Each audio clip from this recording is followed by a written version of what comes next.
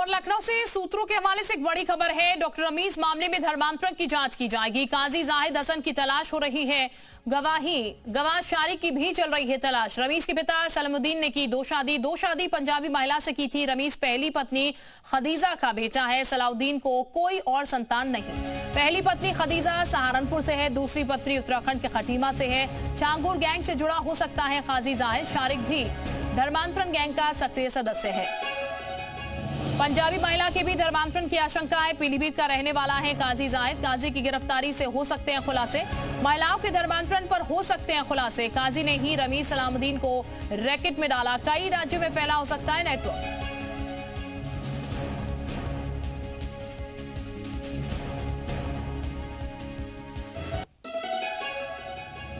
कई राज्यों से नेटवर्क जुड़े हो सकते हैं। छांगू गैंग से जुड़ा हो सकता है काजी जाहिद। ऐसी जानकारी सामने आ रही है। डॉक्टर रमीज मामले में बड़ा खुलासा। शारिक भी धर्मांतरण गैंग का सक्रिय सदस्य है। पंजाबी महिला के भी धर्मांतरण की आशंका है। गवाह शारिक की भी तलाश। पीलीभीत का रहने वाला है काजी जाहिद। विशाल इस वक्त हमारे साथ ज्यादा जानकारी के साथ जुड़ चुके हैं। विशाल, कई चीजें सामने आ रही हैं इस पूरे मामले को लेकर और अब डॉक्टर रमीज मामलों में बड़े बड़े खुलासे हो रहे हैं। जरा जानकारी दीजिएगा क्या क्या चीजें सामने आ रही हैं। देखिए, केजीएमयू मामले को लेकर एक बड़ी जानकारी सामने आई है जो चौंकाने वाली है कि केवल रमीज ही नहीं, उसका पिता भी लगातार धर्मांतरण गैंग में शामिल था और उसने भी धर्मांतरण एक महिला कराकर शादी की थी। मतलब साफ है कि रमीज पहली पत्नी का जो सलीमुद्दीन की जो पहली पत्नी थी उसका बेटा था और करीब 30 से 35 साल पहले सलीमुद्दीन ने एक और शादी की थी जो पंजाबी महिला थी, उसका धर्मांतरण कराकर शादी की थी। और सबसे अहम जो इसमें कड़ी जुड़ती नजर आ रही है वो है काजी की।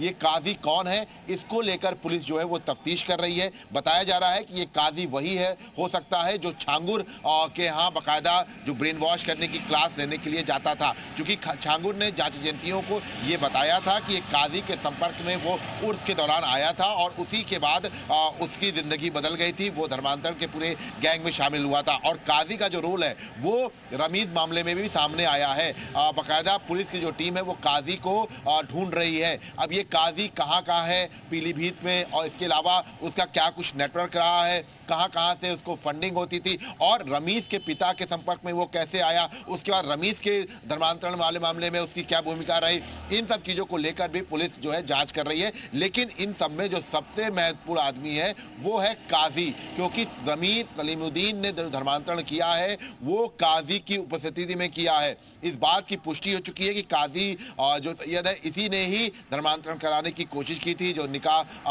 आने की कोशिश की थी। और सबसे बड़ी बात है कि इस पूरे मामले में जो गवाह है चारी, उसको भी खोज की जा रही है। तो ये पूरी जो एक चेन है इसको अब तोड़ने की जरूरत है, क्योंकि रमीज दोषी करार दे दिया गया था विशाखा कमेटी में। इसके साथ साथ इस पूरे मामले में गिरफ्तारी रमीज की हो चुकी है, उसके पिता की हो चुकी है, उसकी माँ की हो चुकी है, पहली माँ जो उसकी माँ है, पहली पत्नी है सलीमुद्दीन की। लेकिन अभी भी जो मेन इस पूरे मामले में जो सस्पेक्ट है काजी, उसको लेकर अभी उसकी गिरफ्तारी नहीं हुई है। तो ये माना जा रहा है कि काजी की गिरफ्तारी के बाद बहुत चीज़ें खुल सकती हैं, क्योंकि जो दीनी तालीम देने के लिए सलीमुद्दीन जाता था सहारनपुर, देवबंद और बरेली, पीलीभीत, उसमें काजी साथ में रहता था। तो काजी ये कौन है और सबसे बड़ी बात है कि इसका क्या कुछ रोल रहा है, कैसे ये जो है इसने धर्मांतरण का पूरा जाल फैलाया, कहाँ किस राज्य तक इसका नेटवर्क है, इन सब चीज़ों को अब लखनऊ की जो चौक पुलिस है वो इन्वेस्टिगेट करेगी। और ये माना जा सकता है कि इसमें अभी